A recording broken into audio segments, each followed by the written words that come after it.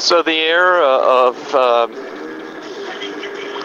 moving stars and changing orbits had started when stars migrated really far, which started to happen. Then you get like when they're bouncing into each other, there would be like intersecting orbits of planets, inhabited planets.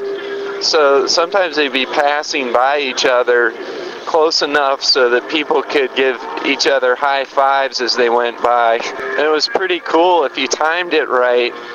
As the two planets were passing by each other, you could just step off of one planet onto the other one that was going by. A few trillion years into this new era of the moving stars, several stars had grouped themselves together so that 4 or 5 inhabited planets were orbiting a cluster of stars, and with the near orbits that were close to one another. So these 4 or 5 planets formed sort of an alliance. It was the first time in history that more than 2 planets had been clustered in one group, more than 2 inhabited planets. So these neighbors could, when the time was right, hop from one planet to the next.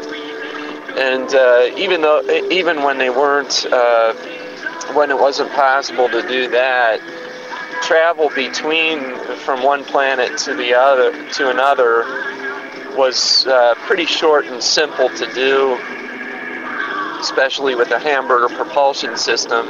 Now they miniaturized the system to where it was possible to install one on a kind of like a jet pack, a backpack sort of thing. So like a personal propulsion system. You fix yourself up with a spacesuit, breathing apparatus, and you could individually jet from one planet to the next anytime you felt like it. The evolution had acclimated these humans and other beings to being able to withstand great G-forces.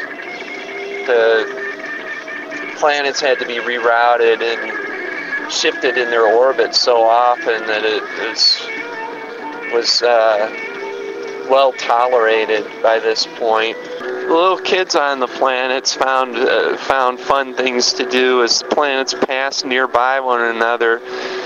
They could TP each other's houses and egg each other's houses, and it was pretty hard to catch them unless you were ready with your backpack on to jet after them, because it went by pretty quick. The planets were usually traveling in excess of 32 miles an hour. So by the time you got your house TP'd or egged, it was too late.